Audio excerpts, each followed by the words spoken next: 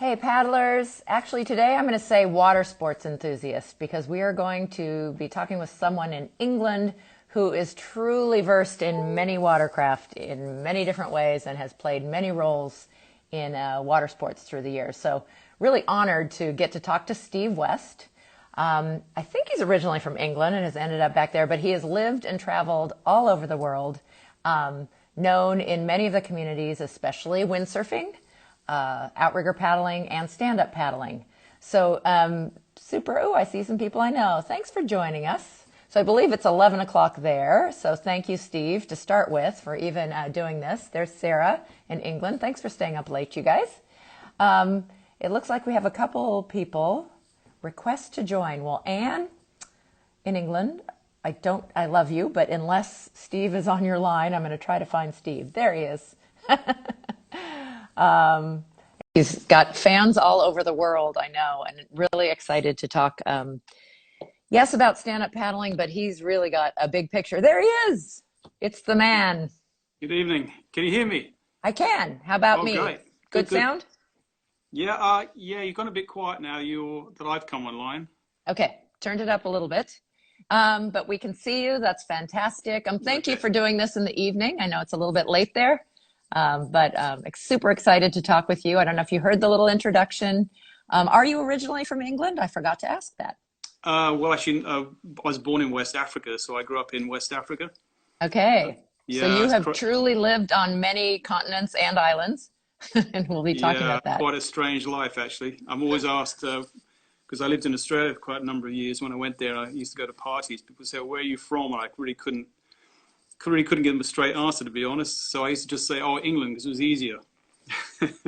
Yeah, well, you have landed back there for whatever reason. But wow, it's interesting because sometimes I talk to people who specialize in coaching and da-da-da. Probably you're best known as an author, but you have served so many roles in the paddling and water sports world, from starting, maybe not starting, you can tell us how you started, but you were a windsurfing professional for many years and traveling there, kind of switched at one point to outrigger. I think you said 25 years of outrigger paddling, including living in Australia, living in Fiji, I think. You've written probably the most prolific in outrigger. You have lots of different books and very specific books, and I know a lot of them. But the book that you wrote early in stand-up paddling is considered the Bible of stand-up paddling, and it really does still have so many. I haven't read it lately, but I did early on. I was trying to find my copy. I still don't have an autograph, by the way. I need to meet you in person. There it is. Yeah, yes, it's good for a good doorstop. Yeah. No, but it has wonderful chapters, and I think that might be one of the things we kind of look at is like because you wrote it in 2012, or published. Yeah, look, it was it took 5 years to write. I was really, because the sport was evolving so quickly, it's really hard to keep up with it, and you write a chapter and throw it away and start again.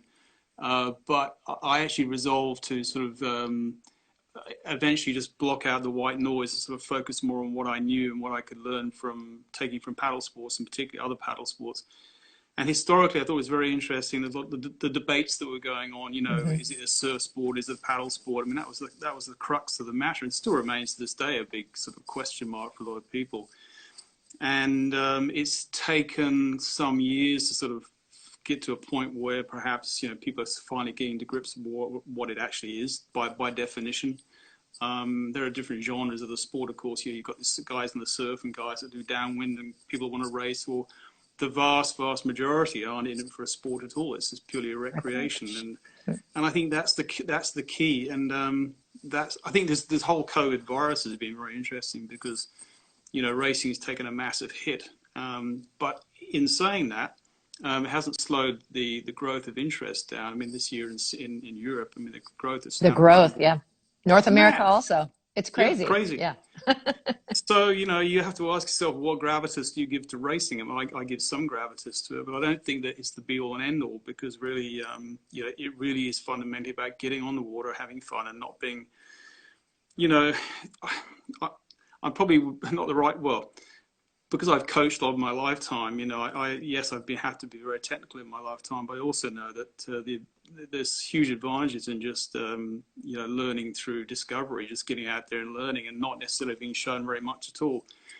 So long as you don't A, injure yourself or B, put anyone else in harm's way. But as long as you go out there and self-discover through learning, then I think that's a very good way to begin. And ultimately there are issues like avoiding injury and being blown out to sea and those sort of issues. But fundamentally, that's been the appeal of the sport. Pick up a paddle and go and just kind of, muck along and get there in the end and get some pointers along the way. And the biggest thing you still see today is people paddling with this paddle around the wrong way. That's about it, That's about the worst cardinal sin, Yeah, so true. That's so true. Safety with this new wave, safety is another thing we're a little bit concerned about. But I want to talk about you first a little bit. So and I love that you have kind of that true and overarching like vision and view that it is really a recreational activity. And many of us, and I love that comes from someone who has been very competitive as an athlete and as a coach for many years, that you're able to see that, because like many things in life, I do find a lot of people have blinders on. It's often geography, it's their background, and they see this as only the surf sport or the paddle sport, and not the true. I just think it's this wonderful fusion and just such a versatile, easier watercraft than a lot of the watercraft. Not that the others aren't absolutely fantastic, but I know, you've spoken a lot to that about, windsurfing and seeing some of the things that we needed to avoid. And hopefully since you wrote the book, you've seen, I think we've managed to do that, not make it too complicated, not make it only about the specialty, even though we have lots of specialty. But back up, windsurfing, water experience, how, did you grow up next to the coast and start off in the water from young? Sure. I mean, when I'm living in West Africa, I was in Nigeria, then I was in Sierra Leone, and then after that we moved to East Africa. So we're in Tanzania on the other side of the east coast of Africa. And, we're always on the coast. So I grew up, my dad game fishing, and then I was spear fishing, and I was diving, and I was in the surf, and I was sailing boats, and, forever on the water. So I couldn't imagine ever being anything else. And then we were living in Mauritius, which is a little island off Madagascar, for about 4 years when I was between 14 and 18 years of age. And again, it was all just water sport based.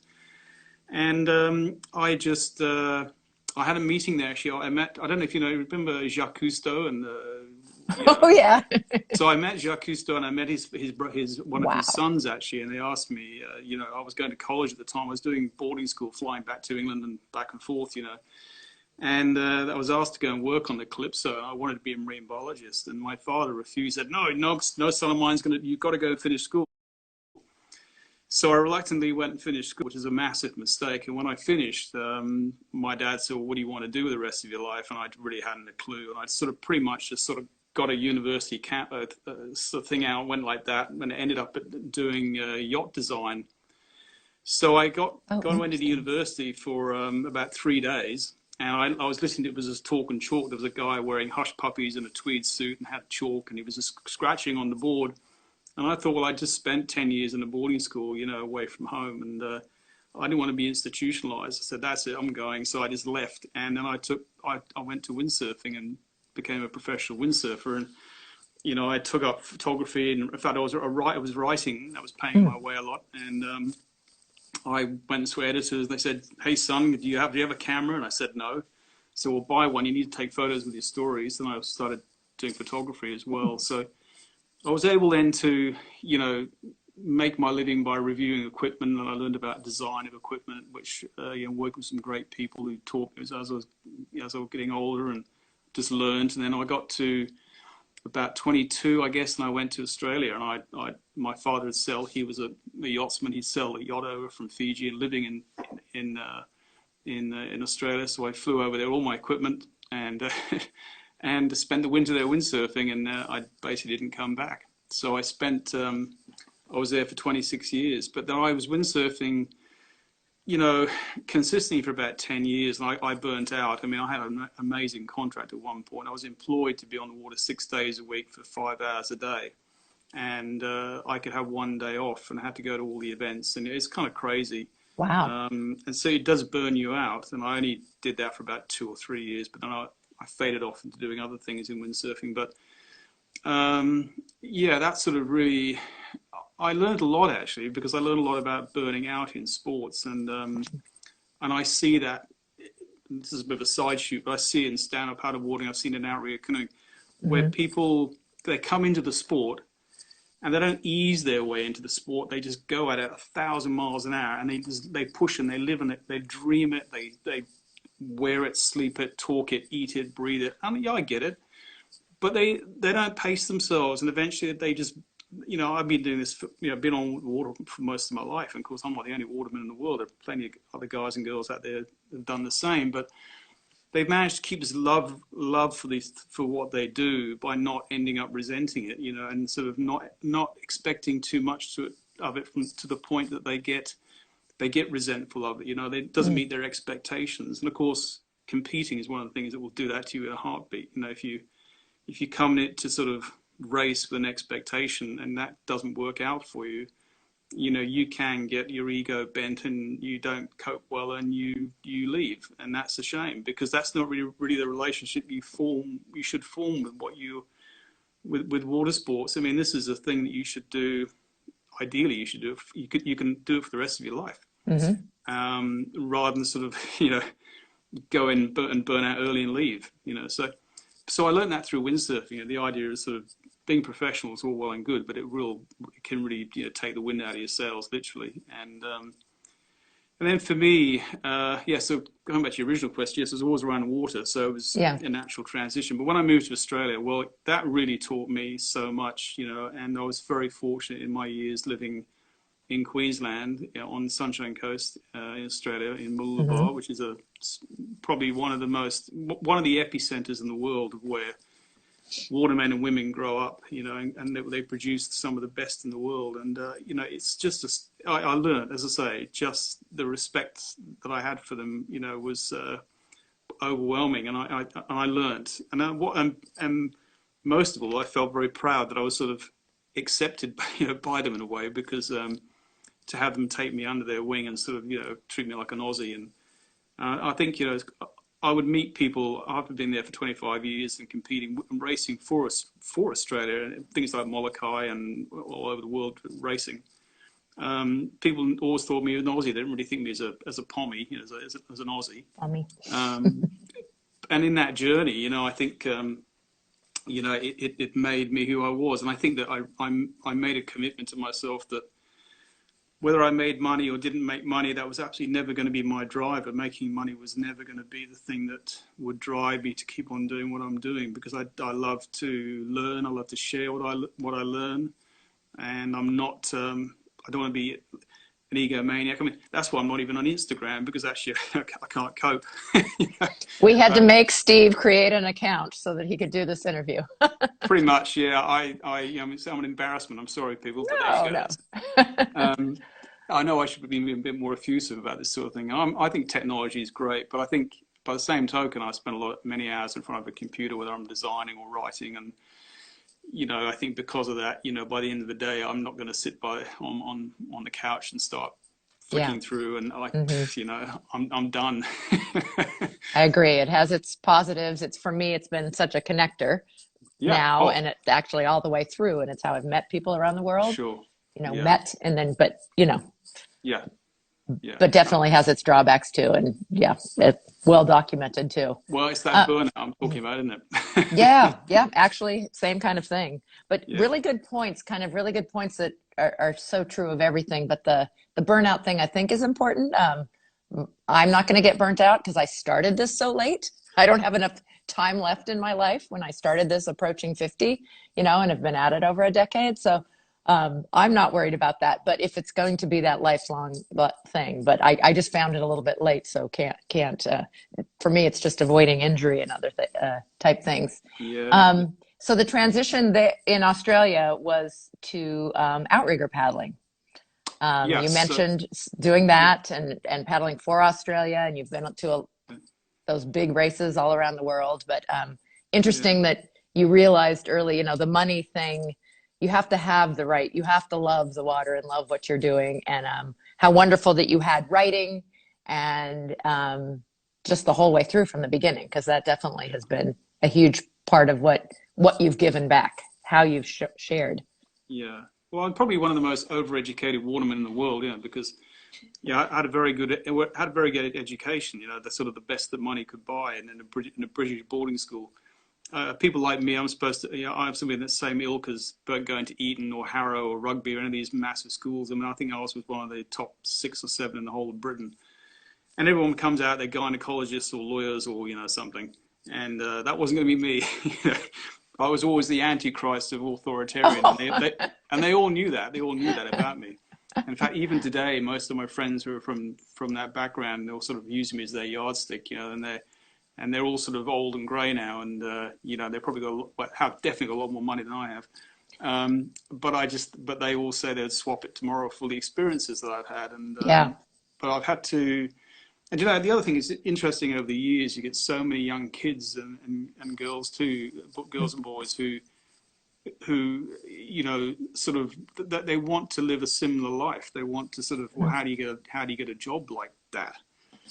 And I sort of tell them, well, you won't see it's not advertised in the newspaper. That's the first thing you need to know. Mm-hmm. And the second thing is, make sure you become a master of many things, not even a jack of all trades, but you need to sort of master things by decades. So, they spend 10 years doing something and 10 years doing another and 10 doing another and 10 doing. By the time you get to by 40 to 50 years of doing something, provided you're fit and healthy, you can come out the other end and have a lot to offer to, whether it's to companies or to talking to people like yourself or in writing. And I suppose it's this becoming from a boy to a man, I suppose, or at least becoming like at least if you haven't gained any wisdom along the way, you're a complete idiot, aren't you? Let's face it. But you have to be you have to be a little bit, unless you're a Kai Lenny or someone where you're going to get an absolute ton of cash just for doing crazy things and and being born in the right place and having the advantages of, say, like a Robbie Naish to give you a mentoring and so much. I mean, that's just epic, But in time, so he doesn't necessarily have to rely on writing and photography and stuff, But then again, I don't think I'd even be content with that, because writing a monstrous way or doing some crazy stuff actually isn't still educating anybody about anything. It's just like, wow, but it's not actually getting down to the nitty gritty of educating. I think so.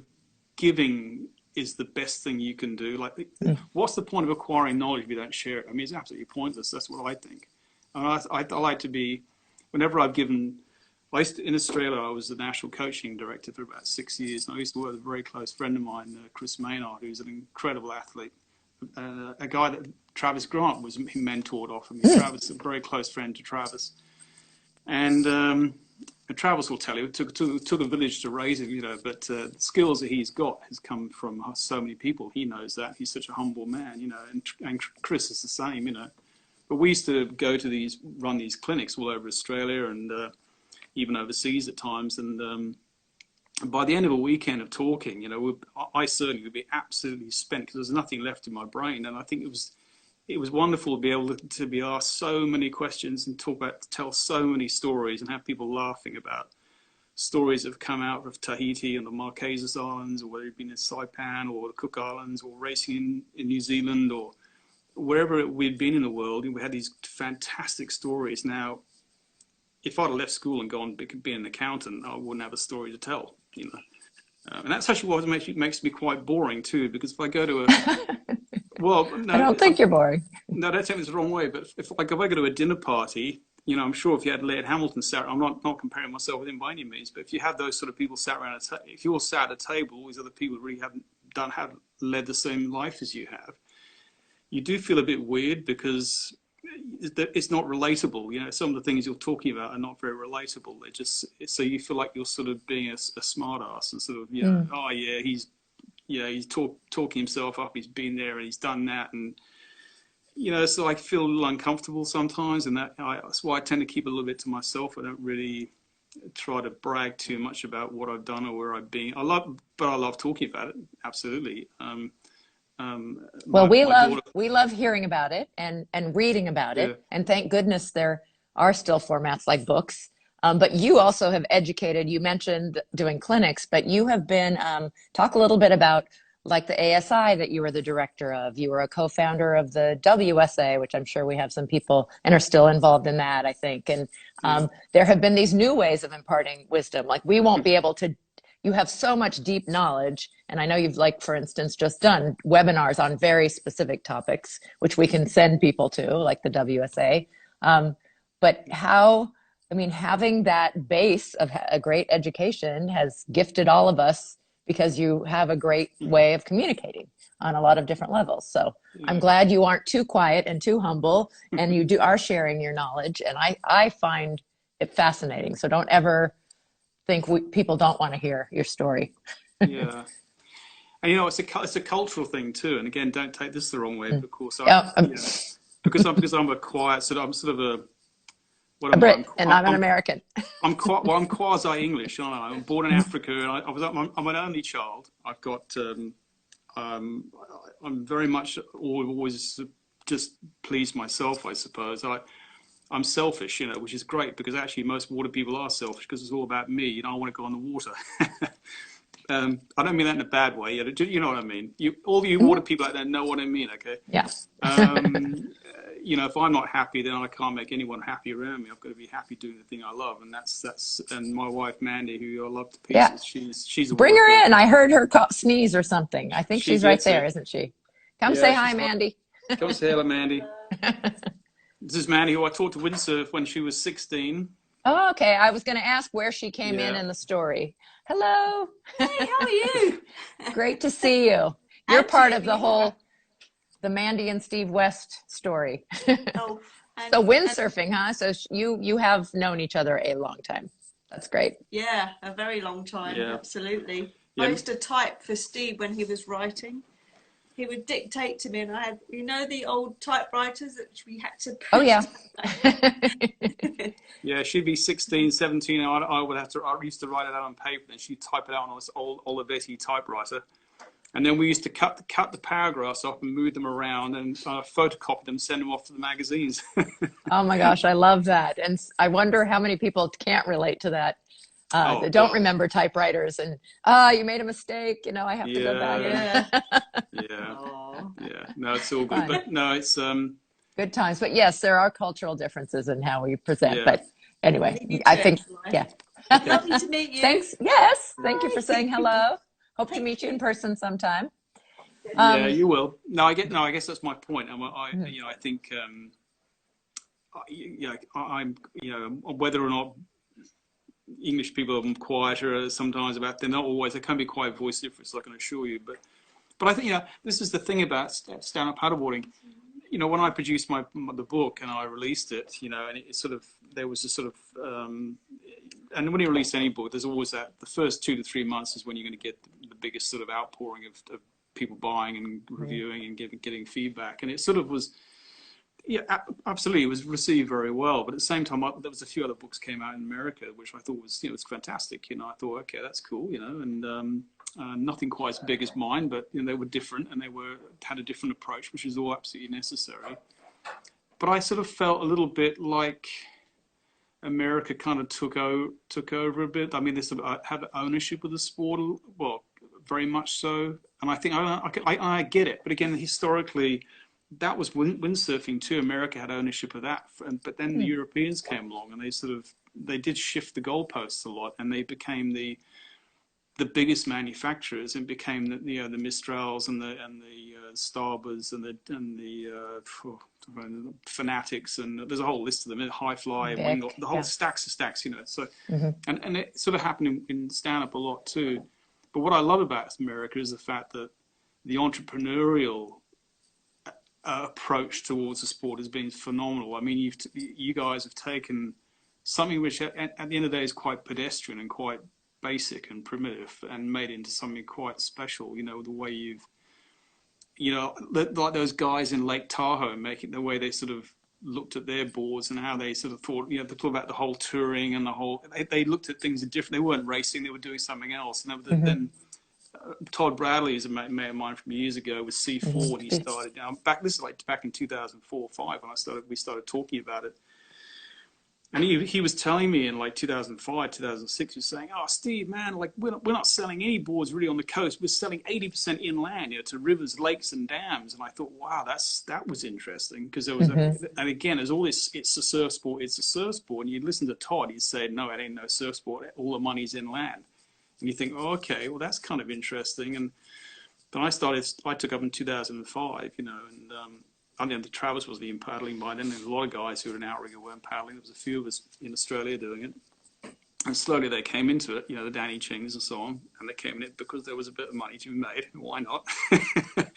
And, they set the bar really high very quick. And, but yeah, I'm mixing. I mean, then you go to Tahiti, where you get some of the best paddlers in the world, and it's taken them forever for them to get interested in the sport. I mean, they have this cauldron of incredible talent. And yeah, well, it's such a cultural thing, it seems, right? From birth, you're going to be in your boat, and yeah.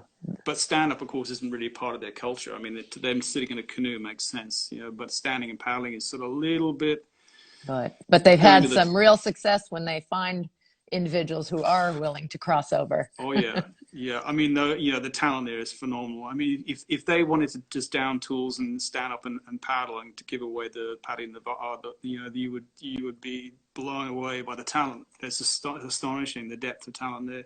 And I think if you go to Tahiti, there's always a lesson to be learned about paddling. It's an incredible place to go. If it's the nemesis for anyone that wants to go racing. Anyone who goes down there for a lesson, it is a lesson. It's like, whoa, this is just unbelievable. I don't believe. I thought I was fast, but now I realize I'm not even. It's an incredible experience. Well, I'm not a lifelong water person, so I come at this from a different perspective, and I think we reach the same place in some things, but I love that you seem to have, strong opinions based on very valid, huge experience, huge history. I wasn't a paddler before. I've been a water person, but, competitive swimming, played a little bit with windsurfing, had 3 kids, raised, I've always loved water, but have never done it competitively except for swimming. So this paddling thing was so new and fresh to me in 2009. And I looked at this craft and said, okay, because I'd looked at things like we have outrigger here and everything. And, I'd like that. I don't have the time for that, but this could be my individual thing. Would I want to surf? Because I love to surf. Or would I want to, how could I use it? Look at all these different ways I can use this versatile surfboard with a paddle, so I really see the hybrid. And then I totally value windsurfing. I mean, working in the industry, all these windsurfing companies were our big companies. They already had international distribution. You kind of pointed that out. They're already making a board the size of the stand-up paddle. So the starboards, they were destined to be early, and I'm glad that most of them, Mistral, have stayed with it. And then, of course, canoe and kayak and paddling and technique. I mean, I try to emulate outrigger paddling, although I've never been on a team. To me, that's the closest, we're standing, that makes a lot of changes and where it affects us, the biomechanics and everything, but I'm definitely trying to outrigger paddle. It's canoe boarding, isn't it? I mean, I remember years ago, I was looking at the nomenclature of this. And I thought to myself, there must have been 3 guys sitting at a bar, had too much to drink, and they came up, what should we call it?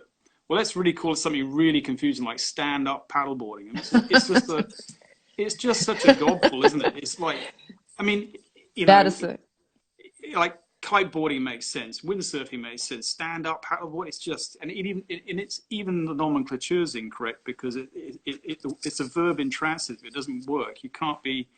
It's like a command. Well, stand up and paddle. So it's kind of already wrong. I mean, standing paddling makes sense, but again, you couldn't really say that. And I thought to myself, why don't they just call it canoe boarding? It's standing up, it's canoeing on a board, basically. But it was too late by then. It was a runaway horse. It had gone. You can't do anything about it now. But the language is still such an issue. There's 18 variations on stand-up paddle, and whether you put them together, and whether the writers tend to hyphenate, anyway, I think it's just crazy. And I think it's important at some point, because things like this technology and Google searching, it does matter what you call it, actually. And it's part of, like you said, people haven't quite ironed out exactly what they think of it. And I think it's added to the confusion in some ways. Paddleboarding is now being used, which my traditional paddleboard friends do not like. No. Paddleboarding has become the word to use for stand-up paddleboarding. Well, paddleboarding already existed. It's traditional or prone paddleboarding, but they don't want to be called that, at least some of the people I know. And so we've kind of stolen this word, which I feel bad about, but that's how things happen. Yeah. I mean, SUP is an anagram, for crying out loud. I mean, it's that bad. We just call it SUP. I mean, it's like AKA or anything else. I mean, it's just an abbreviation. And I mean, that very topic I have in my book, because I get right back to the brass tacks of it. And actually that brings me to a very interesting concept of discussion about design. I mean, I think when the early race boards were being developed, and the proper race boards, not talking about tongue depressors, but actually when they were starting to build proper displacement boards, it was interesting that, really they got it wrong, because they were, and why? Well, it's because a lot of the guys that were designing in the early days were from a windsurfing background. They were designing planing boards that had a sail on it that was going 30 knots. And somehow they decided that when you're standing and paddling, that the propulsive powers were exactly the same. So the hydrodynamics would be the same within the board. Nonsense. So you're in a situation where you need to design a displaced board that will never much go beyond displacement speed. Forget planing; it's not a concept unless you're down when you're on the surf. So it's, let's be reasonable. And it wasn't until Joe Bart got involved, Jamie Mitchell got involved, and Brian Szymanski got involved. When these guys came into the town, well, of course they come from a prone paddleboarding background, and they know that you are operating at displacement speeds. Therefore, you need to design the most hydrodynamically efficient thing you possibly can with low drag coefficients, given the fact that you are standing and you're going to have this rolly twitchiness. So how much displacement can you build into a board before you can't stand on any longer? And so that became an interesting design challenge. And that really didn't start, it started happening about, I don't know, maybe, trying to give you probably 2010, 11, 12. Yeah. That sort of, when people started really getting into proper race board designs. And even now, some look like the starboard one that looked like a shoe. It's interesting that the dugout now is kind of there. My first race board in 2010, 11 had a full displacement hull made by I think an Australian yacht designer, but it didn't take into account enough that an older female without great balance who hadn't been a paddler before, it was just so tippy, and it had that secondary stability. Anyway, it was interesting to be a part of watching things go from, like you said, tongue depressor, I haven't heard it called that before, but just the flat slappy surfboard style, which works for surfing in some things, but to going a little bit too far sometimes. But design has been interesting, and as much as things have changed, and I really am interested to see how much you've watched. We haven't been around very long, and you were in it early. 15 years is probably the most people have really been focused on it who were in really early, but there weren't numbers till about 2009 and 10 when I was getting into it, and that's in specific areas. It's so interesting to me, your perspective, that you see North America kind of owning it, the US, some of these things, because I never know, having lived here in the same state my whole life, I don't have that same perspective of you living around the world. And that's so interesting to me, because I think of windsurfing is still big, isn't it, in Europe, but isn't so much here. It's kiting. Yeah, windsurfing is, look, I do a lot of work for Mistral in their design and development area, and we're sort of, we're constantly having this sort of battle of, well, how much money do you invest in windsurfing in terms of trying to bring it back? And the big thing now is foiling. So I mean, but wing foiling, using foil boards, that's become more the thing, with the sort, and that's kind of cool too, because it's very low impact. It's a low impact entry into foiling, which is kind of cool. And it's also existentialism. It's a little bit, it's not that far removed from stand-up paddleboard. I mean, this time you're just holding a kite in your hand, so it sort of gets you, springboards into something else reasonably quickly into a wind sport. So there's potentiality for that. But I don't want to upset anyone in America by saying I think it's a bad thing. No, it's not a bad thing, because from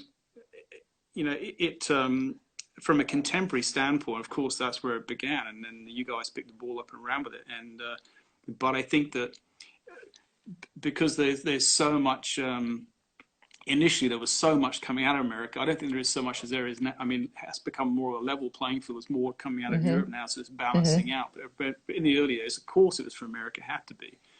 That's where it was starting. But I think there was sort of for example, the rest of the world never got a chance to have a say about 12'6" and 14. Which is every country in the world was excluded from that argument. It's that we were just told by America that's how it is. And if you look at the story of how that came about, it's the most absurd story in the history of anything. Agreed. You know, let's just take pro and paddle boards and we'll just pick a stock board at 14 and a clubby style tile board at 12'6", and we'll use that as our yardstick without any sort of contemplation of the issues of waterline length or whole sort of efficiency in relation to standing and paddling, a whole bunch of stuff. So in other words, we didn't even have the smarts to say, well, this is a standalone sport and we should actually treat it as such. What we'll do is we'll piggyback ride and steal from another, which is completely unnecessary. And forevermore, there's been this ridiculous argument, and it just goes on and on. It's still not resolved fully. When in fact, you can't invent a sport on a Wednesday and create rules by Friday. It's just ludicrous. Yeah, but life does run that fast, and that is what happened. And I think it's true of many. I think there's a lot of things we need to relook at that we just borrowed from other. It's by law in the United States, you must have a personal flotation device, but we pulled them straight off of kayak. And then they did make well, anyway, we're a vessel in those ways, and then there's things. The leash. I think how we wear a leash, I do think they're an important tool. I like them for safety reasons, but if you're not surfing, why do you have it in the same position as a surfer? Does it need to be there? Does it need to be the same materials? I think there's so many things we could still look at. And I think the 12-6-14 has been such a time suck argument. And I loved that Jimmy Terrell threw out, 3 meters. Why don't we just merge them? They're only 18 inches apart. And let's have one, which did end up being an issue at, as in some places we've had our ups and downs. There were too many divisions and too many board sizes. And that's very interesting, that perspective. Do you have, if you could go back and change us or it jumping in right away into those two, what would you make the board size? Do you have any thoughts on that design-wise? Well, in the first place, I made it unlimited to begin with, because you have to create an unlimited mindset in order to create any chance of determining what actually should be the optimum average to create. And I think that,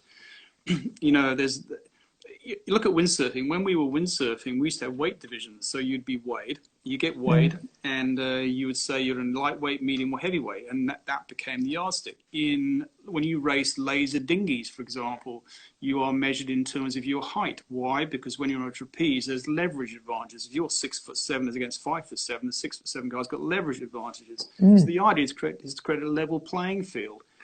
Now you can't, for example, you can apply those rules to paddling to some degree. Now, you could start going down a weight rule thing if you like. You could go down to a height rule, saying, well, this guy can more leverage. But there are so many different things about paddling.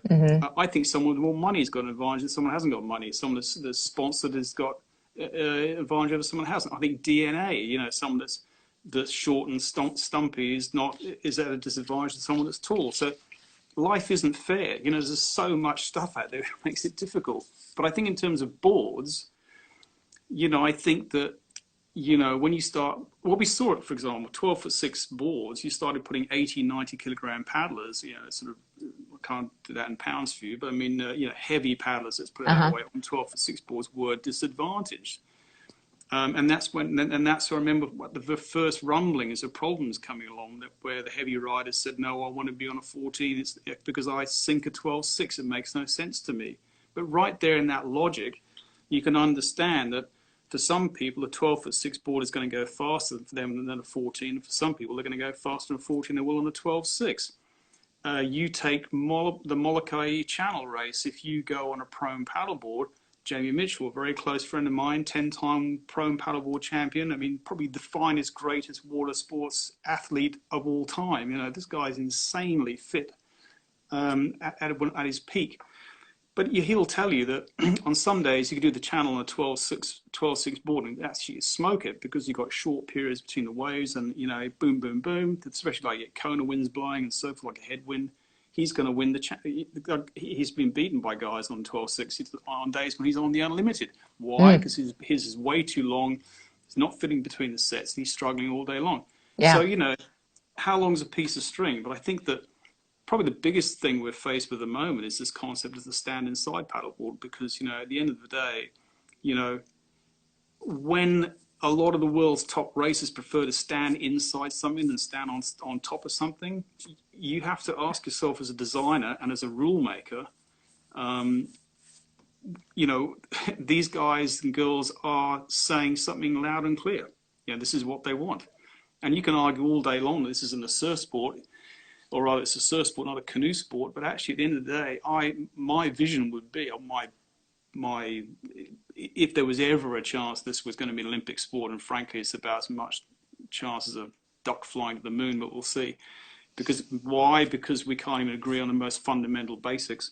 Mm-hmm. But at the end of the day, it would be a stand inside type craft, because you look at all the great Hungarian paddlers and the German paddlers and the Swiss paddlers, and these guys are coming from Olympic backgrounds in canoeing and kayaking. They want something to stand inside. They want it to be super fast. They got no interest in paddling planks. They're just not interested, because that's where they're at in their mindset.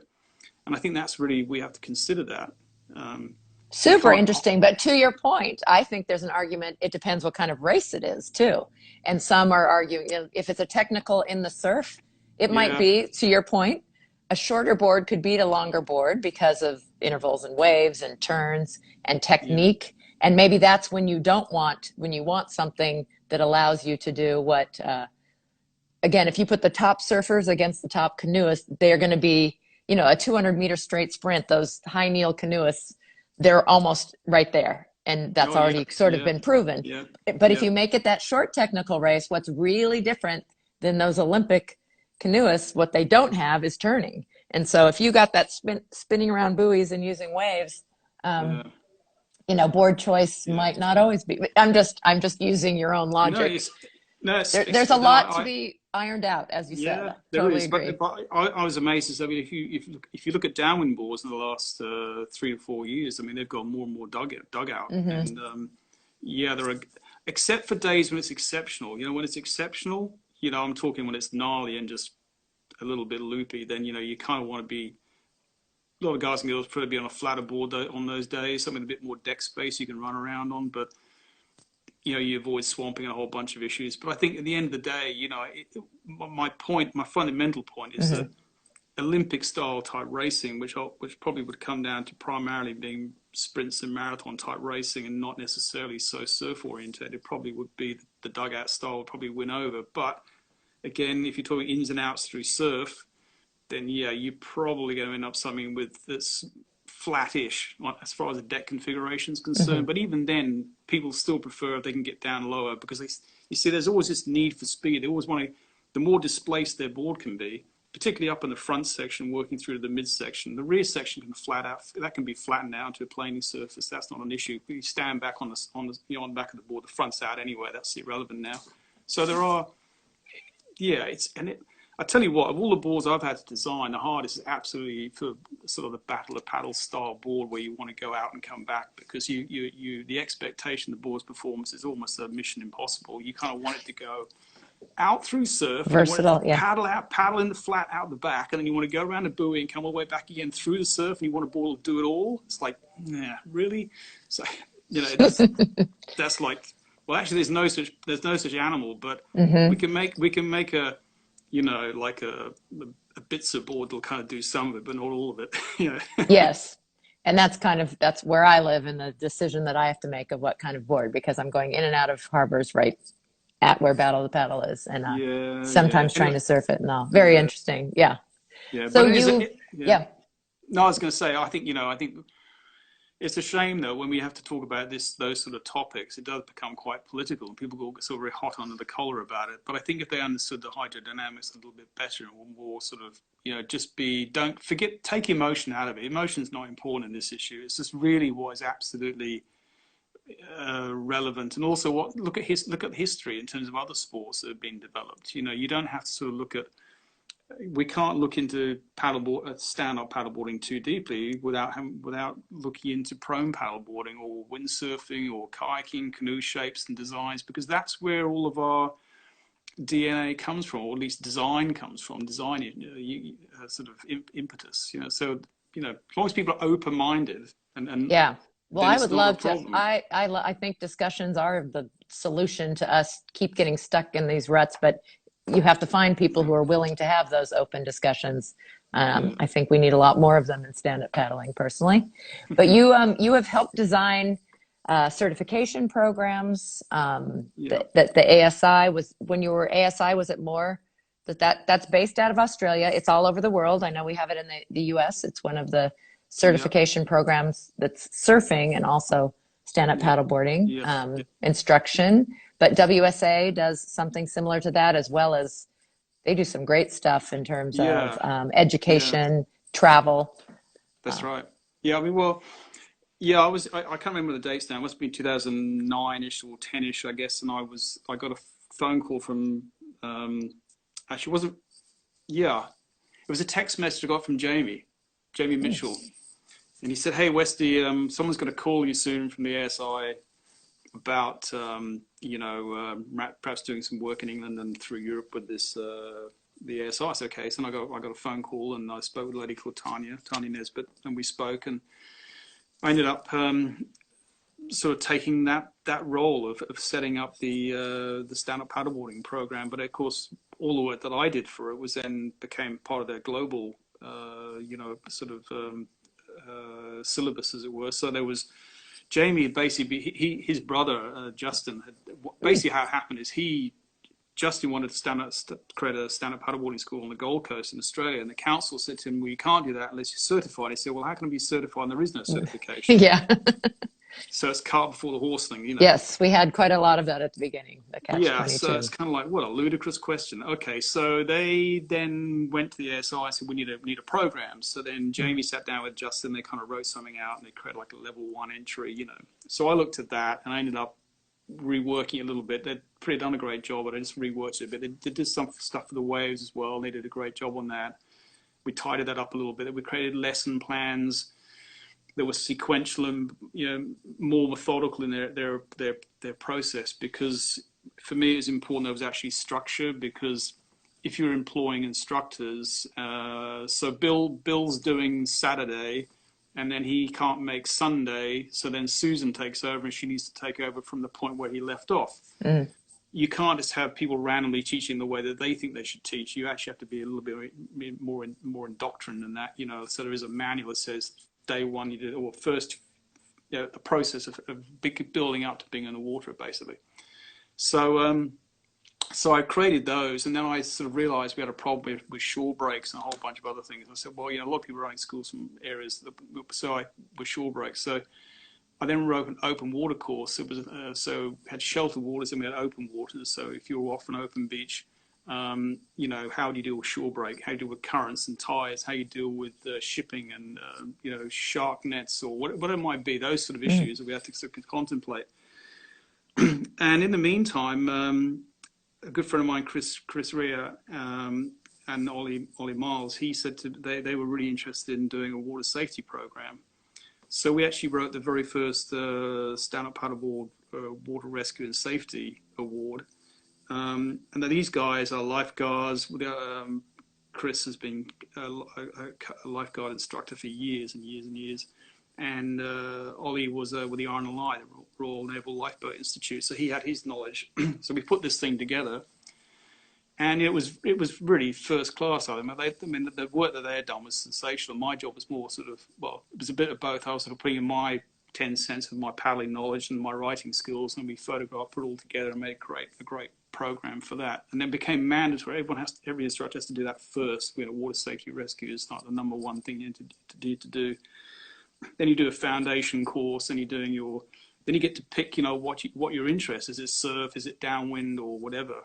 And is that all still part of ASI, or is this now? Still part of ASI, yeah. I mean, I wrote the downwind one too, which was like 100 page manual. And it's got everything in it from, basic water safety, using, just, I can't begin to tell you what is in it, but it's monstrous, which it kind of needs to be, because downwind is so, it's so open to issues. You have levels of downwind, levels of wind strength, levels of sea size, sea state, and so on, distances traveled, and so on. So it's very, very in depth. So I wrote all those, and I implemented them and did that for about 3 years, I guess. And I was pretty burnt out, and I thought, right, I'm going to go to Fiji.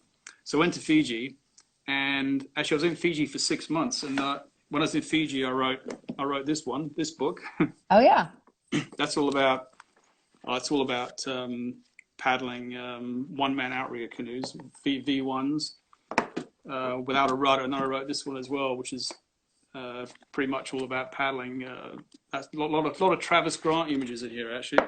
Yeah. Lots of Travis in there. But I wrote a couple of books in 6 months. I just churned them out. And whilst I was there, Chris got in contact with me, and he had left the ASI, and he said, "Look, really, really bummed you guys have left. You're Manny, because you were like holding the thing together, and you're doing such a great job, and you left, and it kind of sucks. And what are we going to do? We don't want to be there anymore." And I said, "Well, what do you want to do?" They said, "Well, we'd like to start something up that's different." I said, "Well," because now another chap called Ben Longhurst, he runs a whitewater centre in Wales, and he's very, very experienced swift water guy. So we put some together. I came up with a name, Water Skills Academy, and they agreed on that. We put it all together, and then I adopted and used some of what I knew to create more levels, and they could go, like preempting where it could go and where it should go. And they also live it. So they'll go to Norway and take people, or Nepal, and they'll take people and their instructors. I mean, I first saw them because they had a trip to Bhutan, and they were going to be the first to go, in the rivers in Nepal and Bhutan. I mean, how amazing is that? And they were inviting people to go with them. So that has become a very popular thing. I get questions all the time about SUP travels, expeditions. How do we go somewhere and, do this? Yeah. And I think, I'm not sure if America is. I mean, America's a bit different, is it? Because there you can be a little bit more entrepreneurial. Again, it's that entrepreneurial thing that's encouraged. But in Europe, we're very, very, very much heavily administered, and so we have to be we're watched by the government all the time with things that we do. And we have a different thing. Entrepreneurial, yes, but we have litigation. We have lawyers here in the U.S. and some of these safety things and warnings. Everybody sues if anything goes wrong. So that's not exactly in the same format, but a different type of control or government or something you have to really watch out for. But I do think, yes, people start up businesses all the time. And that was a huge concern here, is that, do they know what they're doing? Do they have safety? Have they ever even been on the water? It's great. There's just a lot of passion here that isn't always backed, because again, we don't have, unlike most governments in the world, there's no Department of Recreation and Sport, which is an interesting struggle. We still do well in things like the Olympics, even though many sports have to fundraise for themselves and such. But getting off track, but really interesting point. So interesting to think about that and how things develop differently in different parts of the world because of that. But I love what I've seen from, and I think Ben's listening, what the WSA is doing and has become, and they keep getting very creative. And that's interesting that you see that too. Thinking outside the box, I would say, or outside the loop. Yeah. I mean, those guys, both Ben and Chris, are far more professional than I am. They know that. I mean, what I mean by that, well, it's because I'm more random. I'm sort of they don't love making rules and doing bits of paperwork, but they're so good at it. That's what I admire about them the most, is the fact that they're not only talented in what they do, but administratively they're very strong. And because they're strong with the admin, they do know how to dot the I's and cross the T's. That really is a testimony to their devotion to what they're doing. And they're serial watermen. They just absolutely love being in the water. This other thing makes me laugh sometimes, that, you get on forums, and you've got this white noise. This is how forums work. So sport comes along, it gets started, someone starts a forum, everyone's a beginner. blah, blah. It goes on for a while, but there might be a few experts around the world. These experts are asked to get on the forum, and they start contributing. The experts start to contribute, and these are genuine experts, not quasi, but people. There might be 3 or 4 or 5 or 6 of them, and they really are dyed-in-the-wool experts. But very soon they get drowned out by the white noise of whatever it is, and they just don't come back. They just step away. They go, you know what? You guys can all have the forum. You can just thrash it out because we're not interested anymore. We're too busy on the water doing what we do. And you can just thrash it out on the forums, And it's a shame. It really is a shame. Now, when I was a kid writing for magazines, for 20 years writing magazines, and I spent some years publishing my own, the thing is that in the old days, an editor would ring you up and, hey, Steve, would you work for us? I go, yeah, right, I'll write. And you would. And they were picking people because they had their expertise. You'd write these stories and you'd wait 6 months for a check, But it was very different back then. But now, of course, everyone's got an opinion. Everyone thinks they have a right to an opinion. And I sometimes have to say to people, you know what, I've worked very hard to have an opinion. And so you're going to have to work extra super hard to convince me differently, And, Yes. I think that's okay because that's why there are experts in the world at everything, and from your dentist to your local plumber. I mean, they're all experts. I'm not going to argue with my plumber about telling me about my ball cock's gone wrong. I'm just going, right, I'll fix it. I'm not going to argue. But there are 1,000 people lined up that will argue that don't have a clue about what ball cock is.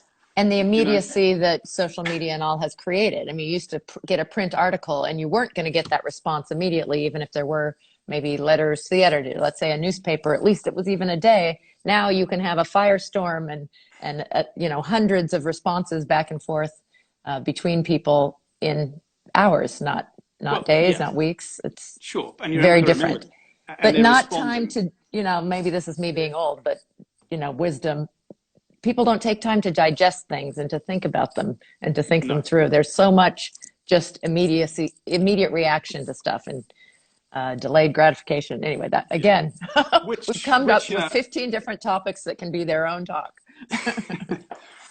The thing is, though, that's not it's easy to explain, isn't it? Because when someone explains the meaning of life in 10 words, you wonder why people get upset about it. Whereas if you're I get frustrated when I devote my life to 5 years putting a book together, and then someone's got a question about something really simple, and I think to myself, my God, if you just spent 10 minutes of your life reading 2 pages of, my book, or even many other people who've written great stuff, just go and immerse yourself in some knowledge and come away with a better perspective. But the idea of somehow taking offense at 3 lines on a forum is absolutely absurd, because you've just not put your brain in gear. And it's very hard to convey what you really mean, short of just get lost, those that sort of blatant attitude. But otherwise, it's very hard to explain what you mean, and especially something complicated. Like usually we're just talking about board design. Some people don't even know what displacement is, what a displaced hull is. They have no clue between what displacement hull speed is versus planing hull speed. They have not got a clue, but they'll argue with you all day long. In utter ignorance. You go, hang on, before we have this discussion, explain to me these concepts and then we can move forward. But if you don't understand, there's no point having the discussion in the first place, so yeah. Well, I'm going to quickly interrupt you because sometimes Instagram likes to cut these off at an hour, and we just are about to hit an hour. But I do want to continue for a little bit longer because we could continue for a long time, but I also know it's probably time for bed there. I'm going to read okay. Collins Ralph. I'm not sure if you know who that is. Steve West is the absolute voice of reason on what we are struggling to understand on rapidly changing water sport world. Can listen to him all day long. Well, we won't keep you up all night long, but I do want to touch on a couple more things. Just would love some more kind of tips. And I don't even know where to go to. You as a writer, as a coach, as someone who has watched this sport for 10 years, you choose which of your many, many roles, tips and things to avoid, maybe just in terms of paddling, stand-up paddling in general, or getting into it, since there's new people. Okay, well, probably the most important tip by the way, Colin, how you doing, buddy? Love you, buddy. Look, the thing is, I guess I come back to grassroots, when I wrote my book, and indeed when I was studying this, and this comes from 30 years of paddling outrigger canoes, and prior to that, kayaks, and God knows what else I've been on in my life. But, you know, one thing people tend to forget about the sport is that when it comes to equipment, the most important thing you'll own is the paddle. That's it. I don't, you know, it's like, and, you know, that's not me being sort of overly dramatic. It's just the reality. And, you know, and in the beginning, it was that you'd walk into a store and the guy would go, "Oh yeah, hi buddy, yeah, we got this great board here. It's a Duvalaki whatever, and it's a 12'6", and it's this and that and the other. Oh, you're gonna need a wetsuit. So here's the wetsuit. Yeah, brilliant. You're gonna need a roof rack because you're gonna get it on your car. And you're gonna need the accessory. Here's some gloves and here's a hat. And oh, you hang on, something else. Oh, you're gonna need a paddle, but don't worry, it's free. Here you go. Here's a free paddle. It weighs a metric ton. It's made from aluminium. You'll love it. It's brilliant, you know." And so you go down, you got your U-boot board as carbon fiber, you got your fantastic aerodynamically designed roof racks, and you got your fantastic wetsuit made from crushed bamboo, knitted by Nepalese monks. And then you go down to the river and you got your heavy industrial paddle, and you think, "Oh my God, the board's slow, my arms ache, I hate this sport, I can't figure out why." And you know, you think to yourself, where's that salesman gone wrong? And you think, well, from day one, he's a muppet. He's not thought actually that the most important thing is the paddle. And what he should have done is, look, how much money you got? I got $1,500. Right, we're going to spend 300 of that on a good paddle, and the rest of it we'll just find what we can find, because you've got to have a good paddle. Because there's no such thing as a beginner paddle. It's nonsense. Every paddler, from a beginner to the expert, deserves a good one. Because even Danny Ching will paddle a bad board fast if he has a good paddle, but even Danny Ching will paddle a good board slow if he has a lousy paddle. Oh my gosh, I love your story and your examples, and I'm with you on the paddle thing. And that's always when somebody who hasn't purchased yet, I always talk to them about the paddle, especially if they do have something heavy. It makes me so sad that it might have turned people off from water sports if they are using really shoddy equipment, and that's the piece that's most essential. It's the fundamental thing. I mean, if you're playing a violin, you need a good bow. If you're playing cricket, you need a good bat. I mean, it just goes on and on and on. And you've got to have that fundamental piece of equipment nailed down correctly. And you know what's ironic about great paddles is they will laugh. I've got some, I don't want to drop names, but I mean, Bob Zavrel, who has been on the scene for 100 years. The guy is a living legend. You know, he's been making paddles, carbon paddles particularly, for a very, very, very long time. Bob's up to New York, isn't he? And I've had his paddles for many years. And I first got introduced to those in the mid-90s through Todd Bradley, and we started using them. But prior to that, there's all the C1 paddlers, C2 guys that had been using them on rivers and lakes and dams. He was making paddles for Olympic teams and God knows what, and got into skis and ski binders and all sorts. But he makes an incredible, I mean, the quality of his paddle is astounding, you know. And, you know, I remember a story where I was paddling on the River Thames one time, and this guy, he was Italian, huge, like massive dude. He's wearing a typical Italian, had the bandolier on, he had the gold chain, the hairy chest, the muscles, you know. It was... Hey, mate, you know. And I'm paddling next to him, and I'm quite a small, skinny runt by comparison, and I'm just sort of virtually not paddling at all, just sort of taking he's taking 2 strokes to every one of mine. He's struggling to keep up. He's got a fantastic board. And I said, "What?" He said, "Hey, Steve, I cannot paddle anymore. I'm sick of this sport." I said, "Why?" "Well, every day I go to the gym, you know, and I get strong. I cannot go as fast as you." And I said, "Well, okay." I said, "Well, here, try my paddle, you know." So he took my paddle. He's just gone. Just gone. I'm left with this paddle.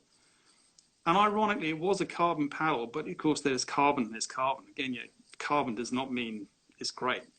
So anyway, this carbon paddle must have weighed like 6 pounds. It was horrible. He says, I couldn't get him. So I spent the next hour trying to catch him.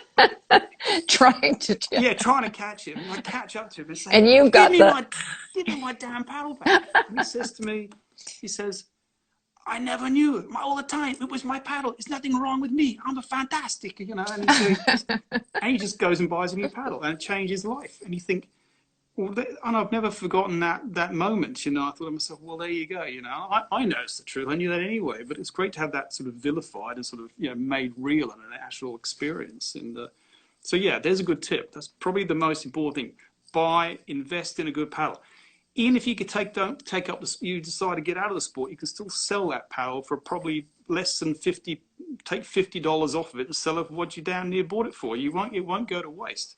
Mm-hmm. But the paddles become your best friend. And when I was paddling outriggers, I think I used to make some as well, but I probably had 20 to 30 different outrigger paddles. You know, I've got stacks of them. Wow. And with the stand-up paddle, it became the same. I just had stacks and stacks of them. And now I actually design some and make some and get samples in, you know, occasionally that I test. So I've got those as well. But you know, and that's really curious to sort of mix between all of them and get that quiver of paddles. Yeah. And between different on the same board with different paddles, it's amazing what a difference it makes to the board. And to me, you know, I think, gee, that's a revelation, you know. So that's that's my tip. We do have to wrap it up, even though there had so many more things I wanted. To talk to you about, but I do want to. Just in terms of the book, are there chapters you would change, or would you add a new chapter? You mentioned there's new things. I don't know if you're exploring things like the wing. I would guess that would be something you might have tried. There's these new little niche things. Yeah. But again, the big recreational picture, you know, we had exponential growth, kind of a flattening for a few years. And during COVID, and who knew, we've got all these new people, I think around the world. You said it's happening in Europe. It's certainly happening here, where people have discovered the outdoors. Yeah. It's naturally socially distant activity, so it was allowed to continue in a lot of places. But would you change or give any advice that's different, since you were early on in the book, even though it's a great book still and absolutely holds its own weight? I probably would. I mean, I probably nothing grossly sort of in terms of a change, but I think probably what I would probably do, I make no apology for some of the things I said. I mean, some of the things, I remember a chap, I won't mention names, who did a review in America. He absolutely loved the book, but he objected to the idea that somehow I has some problems with my sort of talking about it being a surf sport, it not being a surf sport and being more a paddle sport. And there was some issue he had with that. And I basically said, look, the problem is that really, it's a cheap marketing ploy to sort of make it fun and sexy, and you try and push it down the road of surfing, when in fact, you know, it's probably more along the lines of kayaking and canoeing in many ways. You didn't like that, but anyway, that's okay. I think you got over it. I know I did.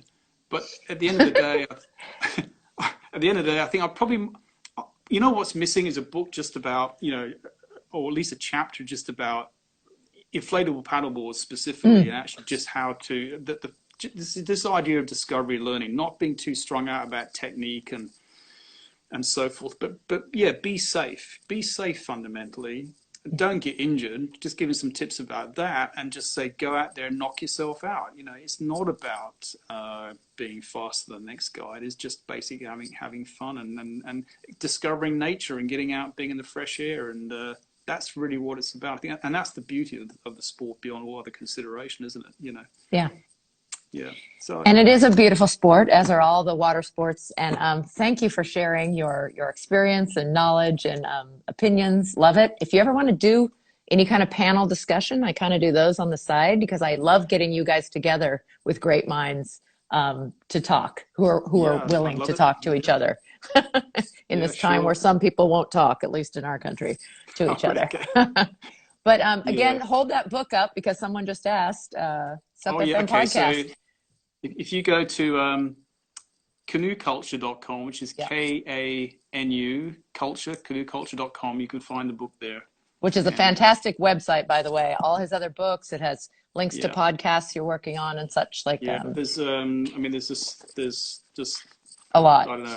There's lots and lots, and you know, I do relate a lot. I relate it to other paddle sports as well. You know, it's a lot about technique stuff as well. You know, this sort of stuff. Hi, Travis. Hi, Travis. Yeah, my mate Travis. He does be my model for me. You know.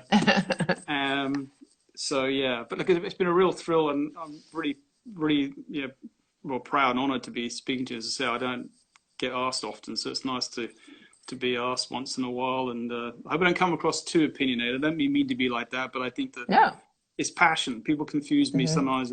I'm very passionate about certain subjects, and as I say, I work very hard to have opinions about some things, and I'm quite happy to cross swords with anyone about some issues, because, as you say, there's things in this sport that probably need ironing out. But from the sporting body, from the recreational, nothing needs sorting at all. Right. But for those, but you and I do play in those little niche pieces that do need some ironing out. But you're right. It's generally about the love of water and nature and being outside and enjoying yourself. And I think that really came through. So please, no apologies. It was fantastic to talk with you. Cool. Hope to do it again. Hope to meet you someday. I don't know how much you guys travel around the world, but boy, many of the places you've mentioned are destinations I hope to get to. We do have a follow-up group where I will, just because the spelling's a little different, make sure to put your website. Is there anything else in terms of information? Oh, you now have an Instagram account. Yeah, I'm no longer a virgin. Yeah, so there you go. I love that. Yeah. Honored. I won't. It might start to sound wrong if I if I use some of the words that. No, I won't go there. Yeah. Great to meet Mandy too. Again, even though it's virtually, it's certainly better than nothing. But appreciate your time, and Supconnect. Thanks for letting us do this on your forum. Again, stay safe, stay well, and enjoy your paddling. Thank you. And thanks. You guys go get his book. Yeah. Take care. Thanks, guys. Take care. Love you all. Take it. Bye.